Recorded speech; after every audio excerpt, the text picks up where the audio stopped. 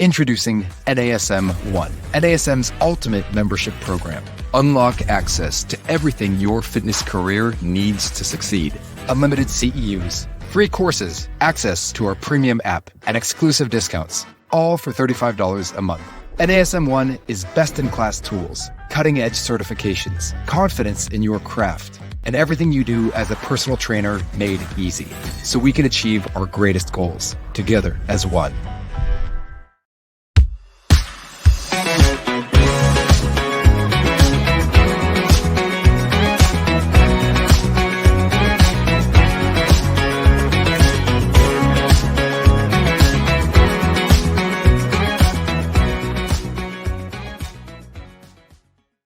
Well, hello there, listeners, and welcome to this week's episode of the Better Than Fine podcast. I'm your host, positive psychology practitioner, fitness professional, and wellness coach, Darlene Marshall. And to kick off the show today, I want to celebrate two very special milestones. The first, just this week, is 4 years since we started the Better Than Fine podcast, originally as my own little side project during the pandemic. And then 2 years ago, picked up here on the NASM Podcasting Network, where just last week we aired the 100th episode here on NASM's Podcasting Network. Woo! Yeah! I'm very excited about all of that. There's a lot of hard work and love and effort that goes into producing the show every week for you. Thank you to my producer, Eric, first off, for catching the 100th episode. It slipped past me because there's been a lot going on, but also Eric for all of your hard work. Thank you so much for your behind the scenes support. And of course, to you, our listeners. This show doesn't really mean anything if it doesn't do much for you. And quite a few of you have reached out recently. I know I've been mentioning on the show some challenges that have been going on in my life. And a number of you have reached out to just express what the show has meant to you, how it's helped you personally and professionally. And that means a whole lot to me. So thank you for that outreach. Thank you for enjoying and learning along with me in the 4 years since we started this project. And I also, now in retrospect, having caught up on those things from Eric, appreciate this week's show and how meaningful it is around this 4-year anniversary of the show. Because back in 2019, I was thinking about, going into this little field that you might have heard of called positive psychology. And to do that, I knew that I wanted to get some new education. And so I was going to step in to this big, scary chapter in my life. I wasn't really sure what to do about it. Could I really get into this program? What would I do with myself professionally if I did? And as I often do when I'm in a moment of transition or pivot, I'm not really sure what to do with myself, I confide in someone I trust. And there's this axiom that I bring to my work, which is find people you trust and then do what they say. And so I reached out to someone that I knew they would take my new budding baby dream very seriously, but they'd also give me honest and compassionate feedback. And since that time, whenever I get stuck professionally, whether we're talking about career pivots, big pitches, somebody reaches out and asks me if I'll do something, I don't really even know how to do that. What do I do? Call has been today's guests. So, spoiler alert, the advice she gave me was to step into that pivot, that she believed in me completely. And that's part of how we got here. But today's guest, I've known her for 8 years. She's been a font of information for me. She's who I call when I don't know what to do professionally. And she even taught me how to use a teleprompter before my very first on-set shoot with NASM. So if you've taken Certified Wellness Coach and I sound like I know what I'm doing, that's partly because of today's guest. Ellie Hearn is the founder of Penciler Inc., where she specializes in helping leaders to make strategy and culture work together at work. She got a master's degree from the University of St. Andrews and a postdoctorate diploma in organizational leadership from Oxford University Syed Business School, where she is currently the head tutor for their strategic innovation program. She's really smart, really kind, and really funny. I'm very excited to have her on the show. Ellie Hearn, welcome back to Better Than Fine, because you were in that first cache of episodes that I was self-producing from Zoom during the pandemic. And it's exciting to have you on the show now that we're on NASM's network.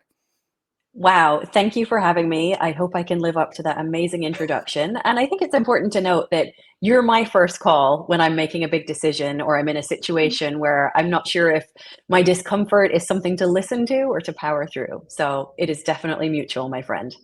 Oh, what a good sentence. Whether my discomfort is something to listen to or power through, I think is really reflective of your level of emotional intelligence and self awareness. So that's just a feather in your cap there. And I think it's important to point out, I always try to point out in the show whenever you've got an experienced and qualified professional who also reaches out to other people. And one of the things I love about our relationship is that we coach each other, which I know we were in a conversation on Friday that people seemed really surprised when we said that. It's like, yeah, like Ellie coaches me, I coach Ellie, and that's one of the awesome things about getting to be your friend. So yeah, it's awesome. Thanks for being here. Well, back at you. Thank you. Well, we're here to talk about psychological safety, or at least that's what the banner on the episode says. So let's just start with, what is it? I feel like this is one of those buzzy words like resilience, burnout, that people just keep saying, but a lot of times they don't actually know what they mean from the actual evidence-based perspective. So what is psychological safety?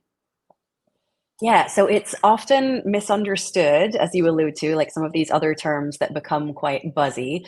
What it actually is this shared belief by a group or a team that it's okay to take risks. It's okay to share ideas and to innovate, essentially, that you should be asking questions, you can admit mistakes, all in this environment or culture where it's not going to be a situation where you're blamed, unfairly, or you're not going to suffer these negative repercussions for speaking your mind or sharing an idea that might be contrary to what the way things have been done before. Yeah, let's not. I think to deepen this for the leader, for the leader, for the leader and the listener. Some of our listeners are also leaders. You say negative repercussions, and I think people just think of just punitive, right? Like, if I speak my mind, I won't get that promotion or whatever. But I think there's other kinds of negative repercussions that chip away at psychological safety. What are some of those? Because I'm assuming I'm right, unless I'm wrong. Tell me I'm wrong. I think you're right. So I would say if you think about a workplace meeting, like I know there's a lot of self-employed folks on the call, and we'll speak more to that, I'm sure, throughout the call, because I know you and I very much fall into that. And also, we've probably all experienced being in a meeting where maybe we've shared an idea and perhaps somebody's rolled their eyes or they've ignored us and somebody else has shared the same idea and then got credit for it later. Mm. All of these things are like 1,000 paper cuts when it comes to maintaining and growing psychological safety. It's something that is hard to build and very easy to damage. And to your point, it can happen in ways that you might not expect. I think I know you counseled me through this experience at a former employer that will remain unnamed. The one of those that cut was my 1,000 paper cuts was, you share an idea, you don't get credit, and then someone else picks up your idea like a football and runs it down the field, and you're like, no, that was mine. So what happens when we have our 1,000 paper cuts, our little slights and subtle digs, or we're being eroded? Because I know what I did, but what collectively happens to us if we're in situations where, the other metaphor that's coming to mind is piranhas, right? Like one little tiny bite of very pointy teeth, and then I got a bleeding, gaping wound. Yeah, I think that's a good way. I mean, it's kind of a downer, but I think it's a good way to think about the stakes here. I would say there's three main kind of layers of repercussion. One is on an individual level. If you are the person who doesn't feel like you can enjoy psychological safety, then it's a missed opportunity. You're going to be probably unhappy on your team because you can't speak freely, you can't share your ideas, you can't contribute as a whole person. And Mm. you don't have to be on the Better Than Fine podcast to know that that is really not a good thing, right? It's not what we want to be seeing. I would also say that there's a team cost to it as well. So if people on that team aren't able to speak up and say, actually, I think there might be some issues with that idea, or I hear what you're saying, and I want to add on this other angle that may not have been considered yet because my experience suggests that we may need to think about this. An example of that might be early days at YouTube when they were designing the app, which you would think is a pretty important part of what YouTube does. They had a team where everybody on it was right-handed. So you would turn your phone and the videos would turn from vertical, from portrait, to horizontal. But somebody who was left-handed said, well, what if we turn our phones the other way? And I think everybody, especially left-handed people, are probably grateful that that person was on the team and able to speak their mind, because if they hadn't, or if that person had perhaps been maybe more junior or newer on the team, or in an environment where they didn't feel they could contribute, then where would we be with our smartphones now? I hope we would have figured it out one way or another. So there's a team downside. And also the kind of third layer beyond the individual and the team is the broader market opportunity, if you like. So the broader landscape of how we progress as humans. If we're not hearing everybody's ideas, if we're not hearing people who perhaps have some misgivings speak up, then we're missing out on potential new opportunities, cool ideas, innovations. And even those are all really positive things. The other element of psychological safety is it also allows us to prevent disasters and mistakes.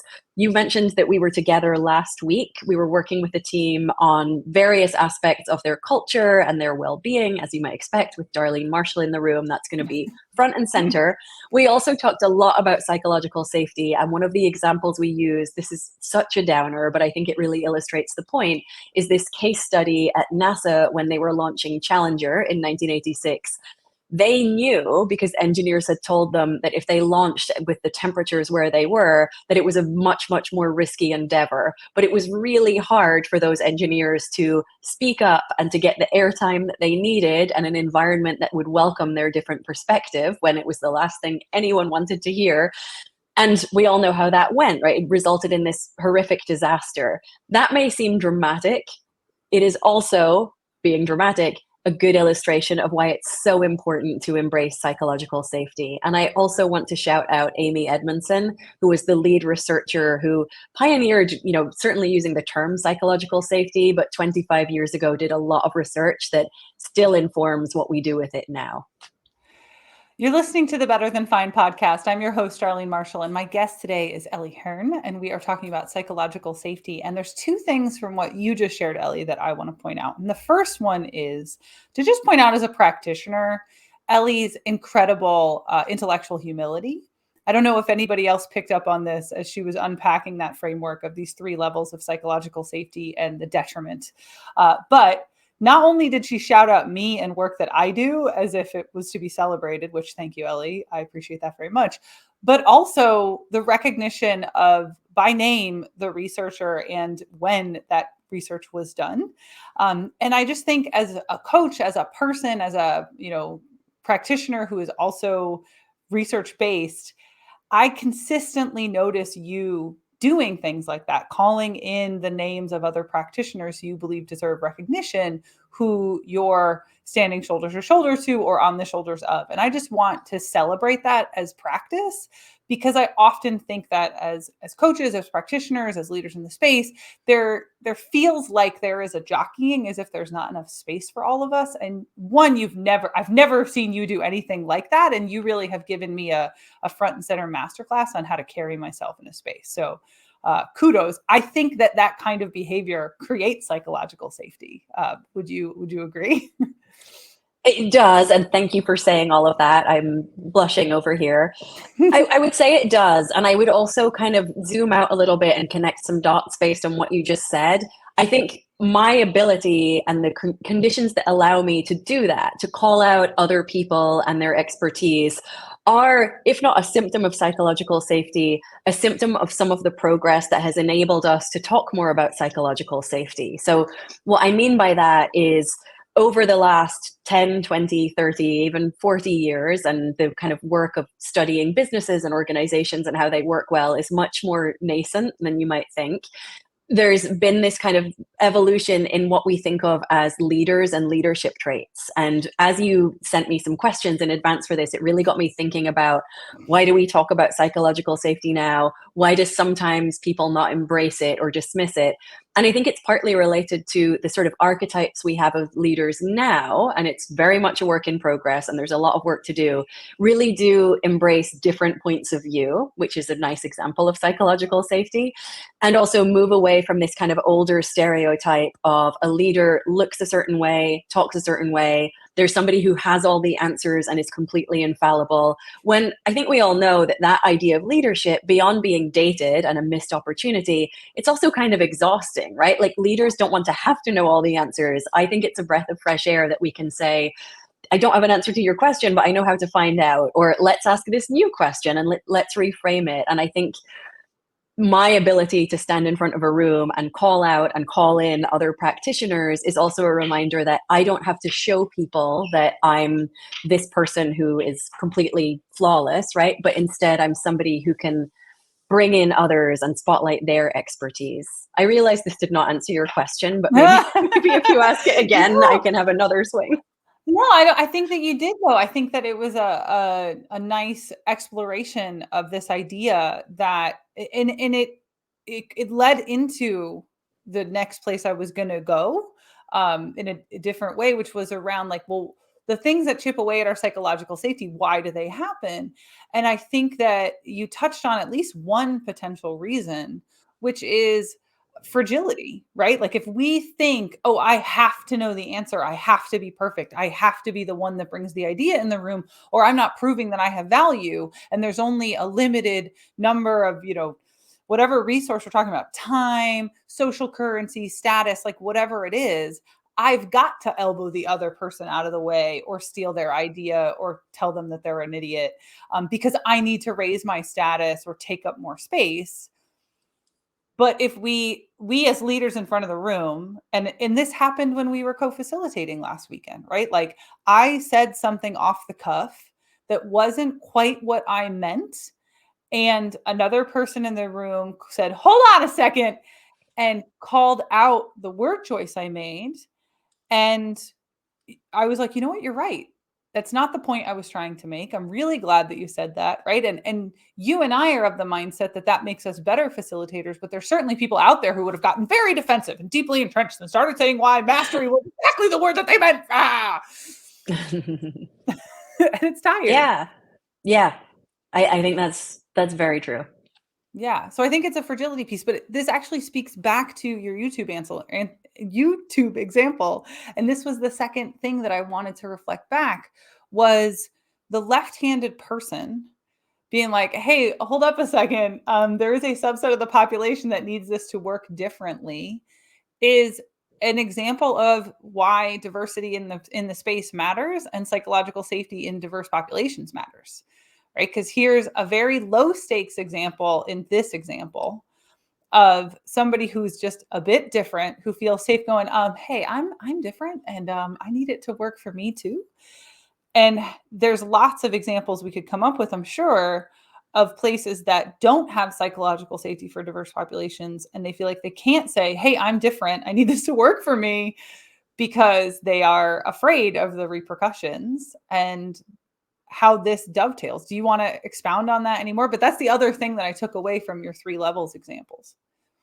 Yeah, I think it's especially important when you're trying to, as all good leaders should, right, call in and bring in everybody and make sure that their team is representative of, or at least not hostile to, and more welcoming of different perspectives, different points of view, different backgrounds, different races, different genders, experiences, all of the above. If you are creating an environment where everybody can thrive, then you're doing something right. Ooh, I love that word thrive. This is actually the second time today I've had a conversation about the way that equity and inclusivity dovetail with thriving and well-being. So talk to us a little bit about psychological safety and its role in thriving, if you feel comfortable expanding on that idea. I think it's really important.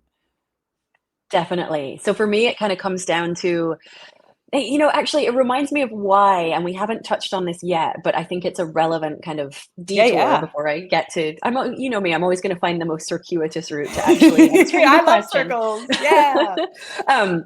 So if you'll come with me on this little journey, I think part of Mhm. the reason we referenced it briefly earlier, psychological safety is misunderstood, is people hear the term or they hear other people's interpretation of the term and they think, okay, let me roll my eyes. This seems like something where we're going to make it okay for people to perform poorly. We're going to all hold hands. Everything's going to be great. We're never going to talk about the elephants in the room because we want everybody to be safe, right? Mm. In practice, psychological safety and in the original research depended on not just having an environment that had high psychological safety, but an environment that both embraced that and high performance standards and accountability. So when you put those two things together, when you have that kind of overlapping Venn diagram, if you want to picture it, you have an environment where people can learn. And that is where people can thrive. And I think this also dovetails nicely with what we were just saying about how being a good leader slash being a contributing member of society and thriving in your own way isn't about being perfect or about having all the answers. It's about having that mindset where you can learn and grow. And that fits nicely with other ideas I've heard about on your podcast, like resilience, right? Like well being. If you're in an environment where you know that when you make a mistake, not only will you not get out and out blamed for it and made to feel terrible and maybe never trusted again, but you're in an environment where people will say, well, let's think about how we can better support you going forward, what you can learn from this. And hopefully you're at a place where you can say, here's what I've learned from it. Let's get better. Let's figure this out together. And hey, you person coming up behind me, you should know that this is a landmine that I stepped on, but you don't have to. Then that's really a special thing. That's going to lend itself to thriving. Yeah, and it sounds like, the faux projection of psychological safety is fragile, right? Like, oh, we can't do anything that's gonna trigger anybody. When in actuality, psychological safety is something that makes us more robust and resilient. We are more productive. We, in the long run, right? I think there's also that argument against psychological safety. Where it's like, no, we just gotta get stuff done. Like, we don't have time for ideas and counter ideas and feelings. And in actuality, what's that? That prior preparation prevents poor performance. However many P's it is, whatever. It's like if we actually slow down and do it right the first time, we're not going to have to go back and redo it because it's broken, right? Yes. Yeah, exactly. I don't remember the one you're talking about, but I like the if you fail to plan, you plan to fail, a la Yep. Benjamin Franklin and Taylor Swift more recently. So yes, I absolutely. It's there's a cost to not making time for it. I don't know very many people in my life that would be able to reference Benjamin Franklin and Taylor Swift, not only in the same sentence, but the same quote, my friend. It speaks volumes for you. I feel Um, safe in this space, so thank you. calling in, calling in. So I think it's really easy for people to say something like, oh, my boss is just a big jerk, or that teammate is a narcissist. And we alluded a moment ago that, like, okay, maybe some of the cause of some of this is a bit of fragility or perception that I'm not psychologically safe as a leader. So I'm going to like, meh. Why do you think people behave in such a way that detracts from psychological safety? Because I think most of us have had jobs where we felt like, no, I don't feel psychologically safe in this space. I alluded a moment ago, employer who will not be named. Quick explanation of that reference for the listener. I was over many years on multiple teams at the same employer. I would share ideas that I thought were exciting and interesting. I was giving a milk away for free. It wasn't part of my job, but I wanted to make the space better, the work better, the team better. I would be told, oh, no, we're not going to do that. And then in one instance, it was within a few days. In other instances, it was a couple of weeks or even months later. Other people, men, who were of a higher social status, but same employment title as me, were executing my ideas without it being communicated to everyone else, including company-wide, that they were my ideas. And I was never given credit. I was also never told why I was not allowed to do it or encouraged to do it. And when I shared that with Ellie, she's like, oh yeah, no, you stop giving them your ideas. I'm like, oh, okay, boss lady, whatever you say. Why do you think things like this happen? Because I think we have to understand where it's coming from if we're going to see it in a positive space instead of just writing it off as like, nah, these people be jerks, run away. It comes from a few places, I think, and I'm sure there are others that I'm not thinking about. So one is when you talk about safety, especially in the types of work culture that you're alluding to, right? That's very kind of corporate in some ways, but has this kind of inertia. Maybe it's not the most diverse leadership team, for example. I think when you use terms like safety in those environments, it's very, and this is not the technical term, eye rollable. Like I think there's a sense of, oh, safety, okay, great, let's talk about this. Let's all get excited about this. I don't think people realize, and I think it's a misconception, I don't think people realize that psychological safety depends not just on that safety, but also on accountability and high performance standards. So it's not this kind of, if you have psychological safety without high performance standards, you have an environment of apathy. And if you have no psychological safety and high performance standards, you have one that's more marked by anxiety, which could be a whole other podcast episode in itself. So I think that's one thing. I think people misunderstand it and therefore push it away. I think it's also about two other things that come to mind, and given more time, I could probably think of 10 other things, but I'll control myself. So one is humans don't like change. And if you go to any workplace environment and say, especially if you're not somebody at the top who generally enjoys more psychological safety than others, even if they don't think about it in that way, but if you go to them and say, I've noticed an opportunity that we could be doing things a bit differently, even though different often does mean better, I think there's a very human instinct and kind of magnetism towards inertia, right? Like, oh, actually, well, we've always done it this way. So I don't like the idea that we might be doing it a different way. Thank you very much. Okay, let's just keep doing it this way. We're all good here. No need to change.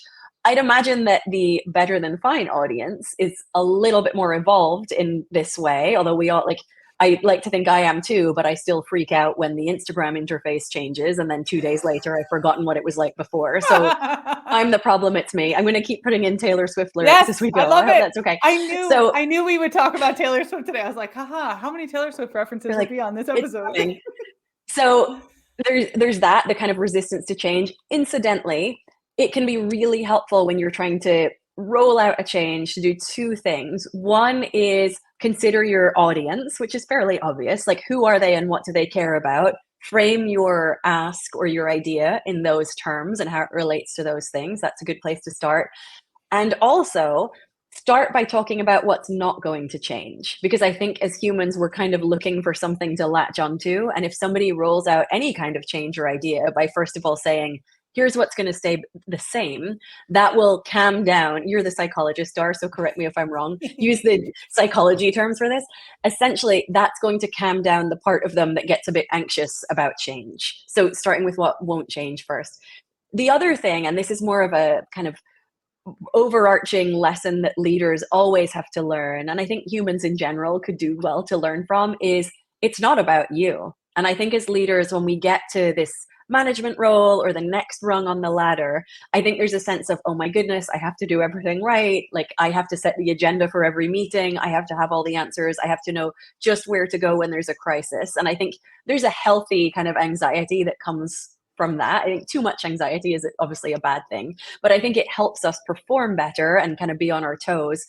It also, the kind of unintended consequence there is it creates an environment where it's hard for other people to thrive. Because if you're doing the most talking in every meeting, you're not creating conditions for your team to thrive. There's also, I'm going to share one analogy and then I'm going to stop talking because I'm not really creating conditions for you to thrive right now. I'm thriving. I'm loving this. I really like the analogy for leadership of leaders are like farmers in that we're not growing crops, but we're creating the conditions for crops to grow. And I think as leaders, if we get more, not necessarily comfortable, because psychological safety isn't about comfort, but if we can feel safe saying, you know what, it's not about me, maybe I should let my deputy or somebody else lead this meeting each week, then we are starting to create a better environment for psychological safety and for learning as well. All right. I want to unpack at least 5 things about this, maybe 6. I'm like, a lot of times under the desk when I'm listening to a guest, I'm like, okay, do you want to reflect that one and that one? I have too many fingers up. You're listening to the Better Than Fine podcast. I'm your host, Darlene Marshall. Our guest is Ellie Hearn. We were talking about psychological safety. Ellie coaches leaders, facilitates off-retreats and Let's try that sentence again. Facilitates off-sites and retreats. There we go. She consults on all of the things that we have already talked about in today's episode. But the part of that I want to pluck back out is Ellie coaches, and she coaches. And so many things that you just said, where you said the word leader, could easily have had the word coach in there. And so I want to backtrack for the coaches and like breadcrumb it for them, because, you know, knowing you, growing with you, I've learned so much about coaching from you. And I know that as I have been on this journey myself, pivoting the last 5-6 years, I would often come to you be like, what do you think of this idea? What do you think of self-determination theory? What do you think of high quality connections? Like, and Ellie and I geek out together a lot on this stuff.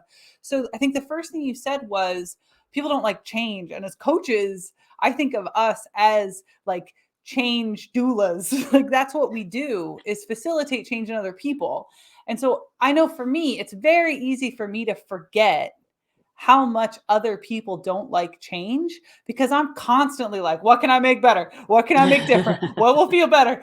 To the point that I know it makes Matt feel like unstable. Like he sometimes feels psychologically unsafe, because what's the next thing I'm going to walk in the kitchen to be like, we should talk about to totally upheaval our lives. Let's go. So I think as coaches, grounding in this idea that not everyone is going to feel the way we feel about whatever it is that we facilitate in other people. I don't know if you want to explore that idea any further. Yeah, I'd see it in a couple of different lights. So one is, I think you can have leaders at every level of an organization and in every role. And I know that for coaches, that's perhaps even more true. Like if you're not leading yourself and your clients, then maybe there's an opportunity to grow there. I think leaders can and should be in all areas of life. So that's one way I would frame it. In terms of our relationship with change, I don't know if this resonates with you or the listeners, but as you put it, we're change doulas, right? Like we help other people through change in different arenas. It's almost always that thing for me of the cobbler's children go barefoot. Like I struggle with change myself sometimes. And I think one of the things that in some ways makes me a better coach is, it kind of touches on a lot of what we've discussed today, is I didn't become a facilitator right out of the gate with perfect presentation skills. I had to learn those and hone those. And I think that actually makes me a more empathetic coach when I'm working on somebody's presence and presentation skills, for example. And I think it gives me a different perspective versus I'm naturally good at this and I'm going to help you be good at it. I think confidence is helpful, but it goes so much further when it's balanced with humility and empathy. Yeah, it reminds me of something that I know you and I have talked about offline, and I honestly can't remember if I've talked about this on the show before, of like, don't hire the personal trainer who could do everything that you want to be able to do and looks all the way you want to look, like right out of the gate.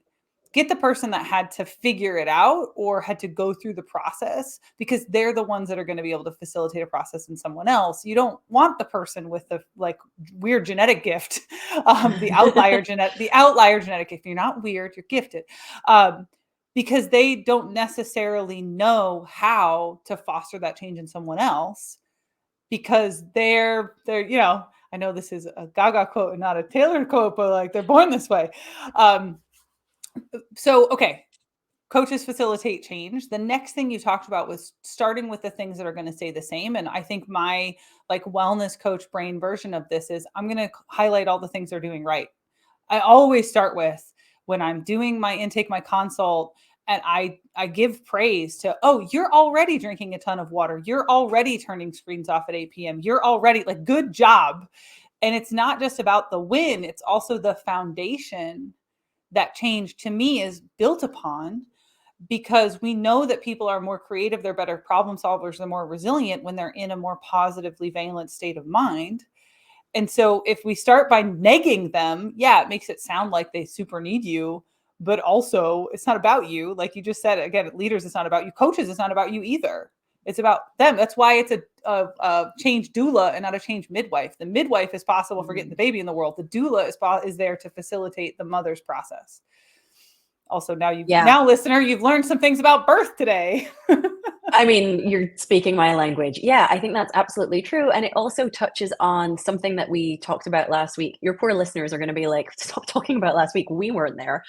I kind of wish you were, because we covered so many interesting things. And one of them that's top of mind is this idea of individuation, this idea that for leaders, again, leaders with a lowercase l, to create and foster psychological safety, one of the best things they can do is help the other person feel like an individual and to support their individual needs and development. So instead of saying, in this organization or in this coaching engagement, we're going to get you to perform at your best, instead saying, I know that you're somebody who, in Darlene's example, already drinks a great amount of water each day.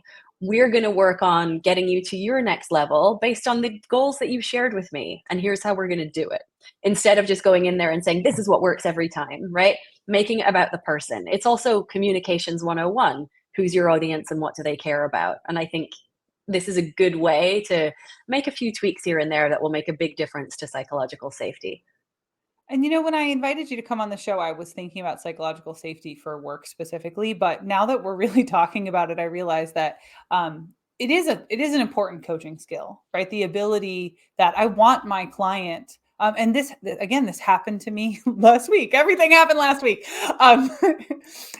This happened last week that a client came in and opened up about some struggles that they were going through that had started the week prior, but they didn't feel comfortable telling me in the moment that when it started that they were struggling. They felt like they couldn't deal with my reaction, which then the reaction they actually got was not the reaction that they expected. And then we had to talk about why they felt like they couldn't tell me. But the point being that as coaches, fostering psychological safety for our clients is essential. And also, like, I don't know if this is a true pivot, but one of the things I really wanted to make sure we cover was, what if I'm in a situation that other people are not respecting my psychological safety? How do I deal with it? And I do think as coaches, as much as we want to believe that our clients will respect us and care for us as human beings, that is not always the case. And I have had clients that I have had to fire because they can't respect my psychological or emotional safety. So what do we do? How do we handle it if we're in situations where our psychological safety is the piranhas are coming for us and we're being chipped away? I think there's so many different ways to answer this. So I have a few thoughts. A lot of it depends on the specifics. So let me give you a couple of scenarios. So if it is a client in your example and they're not respecting your psychological safety, I would first of all gather a couple of examples, assuming it's not something egregious and terrible. Like if they make a wildly inappropriate or like sexual comment or something and they have not read the room and it's not all in good fun, then I think you need to say something there and then, even though I recognize that's probably the hardest thing to do because you're in a situation where you feel like something's been violated and it can be really hard to kind of gather yourself in that moment. So I would say, if you can, say something there and then, right? Nip it in the bud, essentially. If you can't or you don't feel up to it, first of all, don't blame yourself, because I think a lot of shame comes along with those situations where you've been made to feel especially uncomfortable. And then you have that kind of double whammy of you're walking away from that interaction feeling like you did something wrong when actually you probably didn't, right? Like you're in this horrible situation. So after the fact, deal with it. If you work for a larger organization, one of the upsides of that is there should be somebody you can talk to who will help you deal with it. And you may not have to talk to the person again. I also want to acknowledge that in these relationships, especially when we're self-employed and we're working with clients, we may not have the luxury economically of being able to push back. And I hope that, especially listening to a podcast like this, in time, everybody's going to kind of build their business and build their approach and be able to walk away from bad situations. If you can't, I think addressing it in some way, whether it's documenting it, talking to a friend, putting something in writing, following up directly with the client, but finding, and I think coaches are actually good at this, finding the right way to reach them and think about, okay, who's my audience and what do I care about? What's the best approach here? Is it a lighter touch? Like, hey, not for nothing, but what you said was really uncool. Let's move on, which is a way of addressing it that doesn't kind of bring shame on the other person, even if it's warranted because they've done something terrible. And I'm our minds are probably racing about what that could be. But I want to acknowledge that there's a broad swathe of ways people can undermine our psychological safety. If it's what I see more often in my work, which is somebody is working on a team and they feel like they can't speak up in meetings or they can't contribute, get to the heart of where that's coming from. Is it that they just haven't been in that kind of room before and need to build the muscle of speaking up more and saying things? Maybe they're more introverted. Maybe it's they either need to kind of build up their confidence or have somebody else kind of coach or mentor them into the conversation, or they just feel like they need more information to feel prepared. If it's the first one, perhaps you can find an ally on the team to talk to and to say, hey, I want to speak up in this meeting in just the way you do, but I'm a little bit newer. Can you help me out? Like, I'm a bit worried. Usually what will happen at that point is the person will say, don't overthink it. There's plenty of people in this meeting talking more than they perhaps should. Your breath of fresh air ideas would be very welcome, right? In which case, great. If it's more, you need more information to feel confident going in there, gather that information, follow up with whoever invited you to the meeting and say, I want to contribute. Would it be helpful if I shared this? Do what you need to do to have that conversation and get into the room and own your seat at the table. And I should say, not to overgeneralize, but I think often the people who aren't speaking up in meetings are just the ones that can really enrich the discussion. And maybe you're the left-handed person at YouTube, right? So remember that your experience, precisely because it's different, is what's going to enrich the discussion for all. They may not love hearing it, that they, in the YouTube example, had to redesign the entire thing, but they perhaps need to hear it. So remembering that, and there's plenty of examples of famous or influential people who've been that voice in a room, even though you feel like people who are wildly successful probably have never dealt with this. They're probably successful because they've powered through it, right? To come back to what we said at the top of the call. The other thing that might be helpful, and this answer is getting very long now, so interrupt me anytime, is if there are conditions that are perhaps outside of your control but problematic and need to be addressed. So I'll give you an example, and I have shared this with Darlene before. Once I was asked to coach this female leader, and you'll understand why that's relevant to the story in a moment, because her manager said, oh, well, she's on our leadership team, but she is clearly not confident. So when I hear that, it rings a slight alarm bell, because confidence is in our minds, right? It's up here. I'm pointing to my head, but unless you're watching on YouTube or Instagram, you may not see that. So I said, well, can you give me some examples? And they said, well, she never speaks up in our team meetings. And that was kind of the only example. So I sat down with this woman, and after what she wanted to get from the discussion and what her coaching goals were, probably similar to what many of you do in your different fields, and she shared that. And then after a while, she seemed really uncomfortable. And I said, if you don't mind me saying, it seems like you're very uncomfortable. Like, can you share a little bit? Like, we worked on building trust very quickly. And she started to cry. And she said, on my first day in this leadership role, I was told that I should be seen and not heard by one of the men on the team. And it turned out, and make of this what you will, I don't want to make too many assumptions, there were 10 white men on the team, and she was one of 2 women of color, and that was the whole leadership team. Both of these women had been pulled aside and told to be seen and not heard. So to me, that's not really a confidence issue. That's a whole lot of other issues that are less that woman's fault than anything I was led to believe going in. So if you're dealing with something like that, please don't think I'm saying just go in there and speak up more. I think that's part of it, and I think that ultimately can help. But I think you have to look at the broader context and think, okay, there's a bigger problem here. How can I go about solving it? And if I'm not empowered to do that, what are my next steps, right? In the case of that person, she was able to use me, and because I said, are you okay with me going in there and like making some trouble, because this seems like something I should be dealing with and not you. So there's so many different layers to it. The short answer is it depends. And I think within that, there's a lot of different things that you can do, and also recognize where it can be trickier to do them in practice, because we have to live and work in the world as it is rather than in the world as it should be. Every time I hear that story, I want to scream very loudly at the top of my lungs. I wish I'd made it up, because it seems like I've made it up, but it's real, and I know the people and I know the company, and they're doing a lot better now, but it was a big one. Well, and they're doing a lot better because they had feedback and they had a strong interest in getting it right, which is why you were brought in, right? Like, I always say, whenever I'm doing any kind of corporate work, when people bring up, conflicts and examples, it's like, well, you must have some interest, and your employer must have some interest in having actual well-being at work, or I wouldn't be here, right? If you didn't care about the human, I wouldn't be here. And so in this case, as much as I get my lips become a line and I shake my head back and forth in my frustration, you were also invited in, which says that even though that sounds like individual created circumstances where they felt disempowered, at least some other leaders were able to recognize, hey, something's going on around here and let's fix it. But I think, the takeaways that I pull from all of this is like, one, it's a growth process. And the other big one that is, you were talking about the person who feels disempowered in meetings or feeling like they can't speak up, they just want to speak up, just to dovetail back to this idea that psychological safety is not like frou-frou, hippy-dippy, the way that like unmeaningful like well-being or resilience practices or whatever, like, soft skills. Ellie is the person who taught me the phrase people skills or human skills. So anytime you've ever heard me say that on the show, that's coming directly out of Ellie's mouth. But this idea that psychological safety is resilient and it's not always going to be comfortable.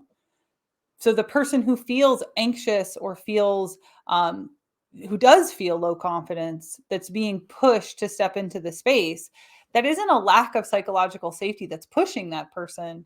It's trying to create the opportunity so that they can meaningfully contribute and we can have diverse voices in a room. Did I get it? Yes. Did good synopsis? Yeah. Yes. Yeah, Awesome. all too well. It's so important. So one thing that I would just add to that is it's kind of a lightning rod. It touches on every aspect of how humans work together, right? Whether that's in a traditional kind of corporate team or in a temporary group that's together in a fitness class, like it touches on all these different worlds. And I bump up against it a lot as a coach and as somebody who helps teams work together more effectively. And it also comes up a lot in the work that I do on strategy, because you can't have a good strategy. You can't create one and define one without an environment where everybody can share their ideas and innovate and come up with, the left-handed thing is a good example because it's not even that groundbreaking, right? It's just very basic. Like, I want to be able to use this device that we're working on together. It also kind of helps people tap into broader business potential. And it's something that, if you want to actually implement a strategy, you have to have high psychological safety. Otherwise, it's not going to get off the ground. There's an expression that I use a lot, which is culture eats strategy for breakfast. Psychological safety is what's going to stop that, right? And it's also going to help you tap into other great things that you haven't even thought about yet, because you haven't been able to hear from everybody around you and understand what their ideas are. And by combining it with these high performance standards, you're really cooking then, right? You've got a learning environment where everyone can contribute their all. I love that I love how your mind spins all these disparate ideas together in a way that feels so accessible. So thank you for coming on the show and sharing that delicious brain candy with all of us, as culture eats strategy for breakfast and Ellie Hearn eats fresh ideas at work for lunch. Ellie, where can our listeners find more of you and your genius drops? I am, well, first of all, lower your expectations, because I don't know that I'd call them genius drops. I am on LinkedIn at Ellie Hearn, and I'm on Instagram at pencil or ink. That's pencil, as in what you write with, ORINK. So pencil or ink on Instagram. Thank you so much, Ellie, for coming on the show. It's always a pleasure to spend any amount of time with you. And dear listener, we would love to hear your feedback, questions, comments, concerns, thoughts, feelings. Email them, info@darlene.coach. You can find me on Instagram. It's also darlene.coach, and on LinkedIn. Feel free to shoot me a DM if you want to hit me most directly. That's the easiest way to get my attention. If you're a fan of the show, go ahead and subscribe. You want to, you'd love to, we'd love you to. Leave us a review, 5 stars, helps us game that algorithm. And of course, share the show. If there's anything meaningful that benefited you in this week's episode, just sharing is caring, and share the love. Thank you so much. Take care of yourselves and be well.